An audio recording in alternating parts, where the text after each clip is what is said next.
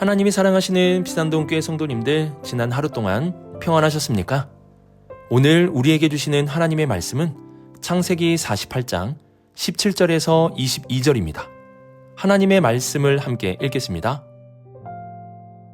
요셉이 그 아버지가 오른손을 에브라임의 머리에 얹은 것을 보고 기뻐하지 아니하여 아버지의 손을 들어 에브라임의 머리에서 므낫세의 머리로 옮기고자 하여 그의 아버지에게 이르되, 아버지여 그리 마옵소서. 이는 장자이니 오른손을 그의 머리에 얹으소서 하였으나 그의 아버지가 허락하지 아니하며 이르되, 나도 안다 내 아들아, 나도 안다. 그도 한 족속이 되며 그도 크게 되려니와 그의 아우가 그보다 큰 자가 되고 그의 자손이 여러 민족을 이루리라 하고, 그날에 그들에게 축복하여 이르되, 이스라엘이 너로 말미암아 축복하기를 하나님이 네게 에브라임 같고 므낫세 같게 하시리라 하며 에브라임을 므낫세보다 앞세웠더라.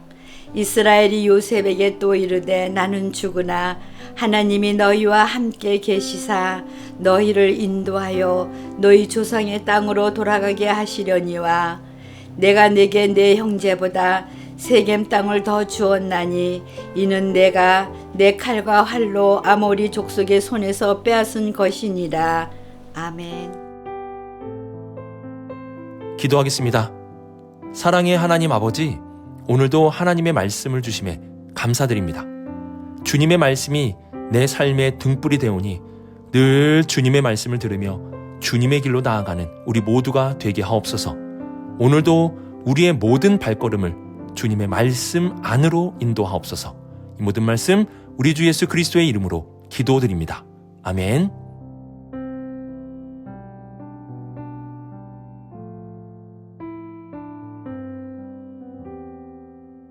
(17절을) 보시면 요셉이 그 아버지가 오른손을 에브라임의 머리에 얹은 것을 보고 기뻐하지 아니하여 아버지의 손을 들어 에브라임의 머리에서 므낫세의 머리로 옮기고자 하여 라고 말씀하고 있습니다. 요셉에게는 두 아들이 있었는데요. 장남은 므낫세이고 차남은 에브라임이었습니다. 당시에는 장자에게 더 많은 유산과 권리가 주어졌습니다. 이는 당시 시대를 살아가는 사람들의 순리였습니다. 그래서 요셉도 당연히 아버지에게 두 아들을 데리고 가면서 므낫세를 아버지의 오른쪽에 그리고 에브라임을 아버지의 왼쪽으로 가게 하였습니다. 당시 오른쪽이라는 것은 명예와 더 큰 축복의 자리를 상징했습니다. 그래서 요셉은 장남인 므낫세에게 장자의 복을 받게 하기 위해 야곱의 오른쪽으로 가게 한 것입니다. 그런데 야곱이 어떻게 합니까? 어제 말씀 14절을 보시면 야곱이 그 손을 엇바꾸어 얹었다 라고 말씀합니다. 그래서 야곱의 오른손에 므낫세가 아니라 에브라임이 있게 된 것입니다. 이러한 모습을 요셉이 보게 되었습니다. 성경은 그때 요셉의 마음을 이렇게 기록하고 있습니다. 그가 기뻐하지 아니하여. 여기서 기뻐하지 아니하였다는 것은 사실 크게 화가 났다는 뜻입니다. 요셉은 아버지의 이러한 행동을 보고 굉장히 화가 났던 것입니다. 물론 아버지가 연로하시고 또한 죽음을 앞두고 계셨기 때문에 그 화를 직접적으로 표현한 것은 아니지만 요셉은 굉장히 큰 불만을 가지고 있었습니다. 또한 아버지가 연로하셔서 눈이 잘 안 보이시니 착각을 했을 수도 있다라고 생각했을 것입니다. 그래서 가만히 있지 않고 아버지의 손을 들어서 에브라임의 머리에서 므낫세의 머리로 옮기려고 했습니다. 그래서 18절 보시면 요셉은 아버지여 그리 마옵소서. 이는 장자이니 오른손을 그의 머리에 얹으소서라고 말합니다. 눈이 잘 보이지 않는 야곱에게 목소리를 통해 장자가 누구인지 분명하게 알려준 것입니다. 그런데 19절을 보시면 야곱이 이를 허락하지 않았다라고 말씀합니다. 그리고 이 모든 것을 알고도 의도적으로 손을 엇바꾸어 얹었다는 사실을 알려줍니다. 야곱은 차남인 에브라임의 머리에 의도적으로 명예와 더 큰 축복의 상징인 오른손을 얹은 것입니다. 이는 당시 사람들의 순리를 무시한 행동이었습니다. 그의 사랑하는 아들 요셉조차도 이해할 수 없었고 그의 마음을 크게 불편하게 만든 행동이었습니다. 그러면 왜 야곱은 사람의 순리대로 하지 않고 손을 바꾸어서 축복한 것일까요? 성경을 보면 차남이 장남의 자리에 오르는 이야기를 곳곳에서 보여줍니다. 가인과 아벨의 사건이 그러했고 또한 유다의 후손 중에 베레스와 세라도 그러했습니다. 그리고 가장 유명한 사건은 에서와 야곱이었습니다. 차남이었던 자가 장남의 권리를 갖게 된 것입니다. 이렇게 성경은 당시 사람들의 순리대로 나타나고 있지 않음을 우리에게 보여줍니다. 왜 그럴까요? 하나님의 역사는 사람의 순리대로만 움직이는 것이 아니기 때문입니다. 하나님의 역사는 사람의 순리가 아니라 하나님의 섭리대로 움직이게 됩니다. 하나님의 섭리가 사람들의 순리보다 우선되는 것입니다. 장남이 우선되는 것은 사람들의 순리이지만 하나님의 섭리 가운데서는 차남이 장남의 역할을 할 수도 있는 것입니다. 우리는 이 세상을 사람들의 순리와 하나님의 섭리 가운데 살아가게 됩니다. 하지만 야곱처럼 사람들의 순리보다 하나님의 섭리를 더 우선하며 살아갈 수 있어야 합니다. 하나님이 낮아지라 하시면 사람들의 순리와 다르게 낮아지는 삶을 살고, 하나님께서 원수도 사랑하라 하시면 하나님의 섭리 가운데 사랑하며 살아가는 삶을 살 수 있어야 하는 것입니다. 우리는 무엇을 우선하며 살고 있습니까? 사람들의 순리입니까? 아니면 하나님의 섭리입니까? 야곱과 같이 사람들의 순리보다 하나님의 섭리를 우선하며 살아갈 수 있는 우리 모든 성도님들이 되시길 주님의 이름으로 축복합니다.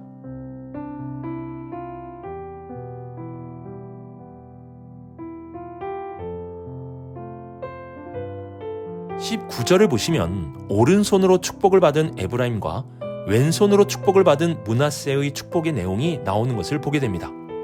먼저 므낫세는 한 족속이 된다라고 축복의 말을 전해줍니다. 이 또한 큰 축복입니다. 나 한 사람을 통해 한 민족이 세워진다는 것은 하나님이 주신 복이라 할 수 있습니다. 그리고 에브라임에게도 축복의 말을 전해주는데요. 에브라임은 한 민족이 아니라 여러 민족을 이루게 될 것이라고 축복의 말을 전하게 됩니다. 이는 더 큰 축복의 말이라 할 수 있는데요. 이러한 축복의 뜻에 대해 20절 하반절에 구체적으로 알려주고 있습니다. 그 축복의 뜻은 에브라임을 므낫세보다 앞세웠더라입니다. 즉 므낫세는 한 족속을 이루지만 에브라임은 그 모든 족속의 앞선 자로 서게 될 것이라는 뜻입니다. 이후 이스라엘의 역사를 보면 남유다와 북이스라엘로 갈라지게 되는데요. 북이스라엘을 다른 말로 에브라임이라고 말합니다. 호세아 5장 3절을 보시면 에브라임은 내가 알고 이스라엘은 내게 숨기지 못하나니 에브라임아 이제 내가 음행하였고 이스라엘이 더러워졌느니라 라고 말씀합니다. 이 말씀대로 에브라임과 이스라엘이 함께 나타나고 있음을 볼 수 있습니다. 이는 에브라임이 곧 북이스라엘을 가리키고 있다는 뜻입니다. 이후 에브라임 지파는 북이스라엘의 모든 지파의 대표자로 서게 됩니다. 야곱의 말처럼 에브라임은 모든 족속의 대표자, 앞선자가 된 것입니다. 이러한 사실은 야곱의 말이 이 세상의 역사를 움직였다는 뜻이 아닙니다. 이 말은 하나님이 야곱의 말을 복의 통로로 사용하셨다라는 뜻입니다. 여기서 우리는 우리의 입에서 나오는 말이 얼마나 중요한지를 기억해야 됩니다. 하나님이 복의 통로로 사용하시는 것 중에 하나가 바로 우리의 입에서 나오는 말이라는 것입니다. 우리가 말을 신중하고 조심하게 사용해야 하는 이유는 우리의 말이 하나님의 복의 통로가 될 수 있기 때문입니다. 그래서 잠언의 말씀을 보면 말의 신중함에 대해 굉장히 강조하는 것을 볼 수 있습니다. 예를 들어 잠언 15장 1절을 보시면 유순한 대답은 분노를 시게 하여도 과격한 말은 노를 격동한다 라고 말씀합니다. 또한 잠언 15장 28절을 보시면 의인의 마음은 대답할 말을 깊이 생각한다 라고 말씀합니다. 그리고 잠언 17장 27절에서 28절 말씀은 말을 아끼는 자는 지식이 있고 잠잠하면 지혜로운 자로 여겨진다 라고 말씀합니다. 이는 말을 하지 말라는 뜻이 아니라 말의 신중함을 가르쳐주는 잠언입니다. 여러분, 야곱의 말은 후대의 이스라엘의 역사를 가르는 말이 되었습니다. 물론 하나님께서 그 야곱의 말을 사용하신 것이지만 분명한 것은 우리의 말에는 힘이 있다는 것입니다. 오늘 우리도 입을 열어 말을 하게 될 것입니다. 여러분 입에서 나오는 말에는 힘이 있습니다. 왜냐하면 하나님이 우리의 입에서 나오는 말을 사용하실 수도 있기 때문입니다. 그러므로 우리의 입에서 나오는 말을 늘 신중하게 사용할 수 있기를 바랍니다. 그 신중함 속에서 나오는 말을 하나님이 들으시고 하나님께서 귀하게 사용하실 수 있기 때문입니다.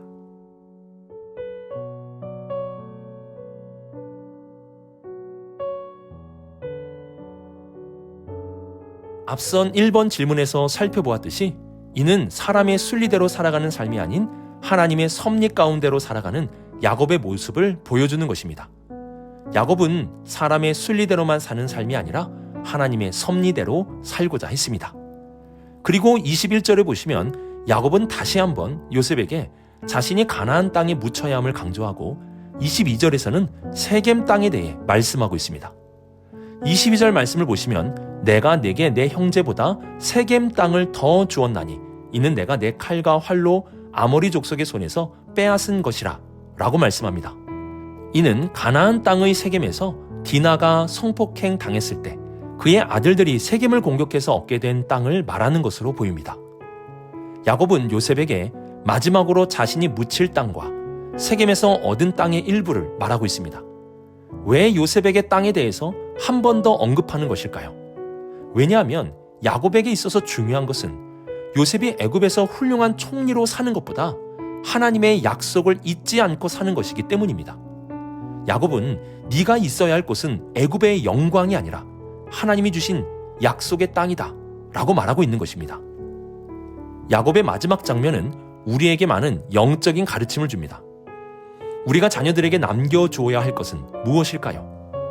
우리가 자녀들에게 남겨주어야 할 것은 이 땅의 영광이 아니라 우리 자녀들이 나아가야 할 믿음의 방향입니다. 믿음의 유산은 물건이 아니라 방향이라는 것입니다. 우리는 자녀들이 올바르게 살아가야 할 방향을 남겨주어야 합니다. 감사하게도 요셉은 이 땅의 삶이 닿을 때 자신의 유고를 꼭 가지고 약속의 땅으로 가지고 가게 해달라고 유언을 남겼습니다. 그도 자신이 가야 할 방향을 유언으로 남기게 된 것입니다. 이후 이스라엘 백성들이 출애굽하여 약속의 땅으로 가게 되었고 그때 요셉의 유고를 가지고 갑니다. 그리고 가나안 땅을 정복하고 여호수아와 이스라엘 백성들은 요셉의 유고를 야곱이 말했던 세겜 땅에 묻게 됩니다. 야곱이 남긴 믿음의 방향이 요셉에게 이어졌고 그리고 이스라엘 백성들의 방향이 된 것입니다. 믿음을 다음 세대에 전수한다는 것은 쉬운 일이 아닙니다. 내 자녀가 신앙을 갖고 살게 하는 것은 정말 많은 어려움이 있습니다. 그러나 우리는 야곱의 이러한 마지막을 보면서 우리가 먼저 믿음의 방향을 가지고 살아가고 우리 자녀들에게 믿음의 방향을 끝까지 남겨준다면 결국 그 자녀가 믿음의 유산을 받게 될 것이고 부모가 걸어갔던 믿음의 방향을 향해 나아갈 수 있게 된다는 것을 보게 됩니다. 그러므로 믿음의 세대를 이어가는 일에 포기하지 마시고 오늘도 나의 삶의 방향이 믿음의 방향으로 전진할 수 있기를 바라고 그 믿음의 방향을 유산으로 남겨주며 살아갈 수 있는 우리 모든 성도님들의 복된 삶이 되시길 주님의 이름으로 축복합니다. 오늘의 말씀을 묵상하며 사람의 순리대로만 사는 것이 아니라 하나님의 섭리를 우선하는 삶을 살 수 있기를 바랍니다. 그리고 하나님이 사용하시는 것 중에는 우리의 말이 있다는 것을 기억하며 오늘도 우리의 입에서 나오는 말을 신중하게 사용하시기 바랍니다. 마지막으로 우리는 자녀들에게 믿음의 유산을 남겨줄 수 있어야 합니다. 우리가 남겨줘야 할 유산은 물건이 아니라 방향입니다. 오늘도 믿음의 방향을 향해 사시고 믿음의 방향을 유산으로 남겨주며 살아갈 수 있는 우리 모든 성도님들의 삶이 되시길 주님의 이름으로 축복합니다. 기도하겠습니다.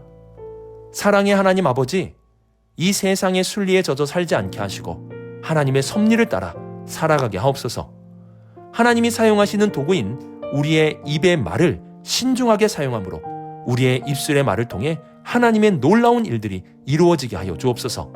하나님, 우리의 믿음이 다음 세대로 이어지게 하시고 우리도 오늘 믿음의 방향으로 살고 믿음의 방향을 유산으로 남겨주는 삶을 살게 하여 주옵소서.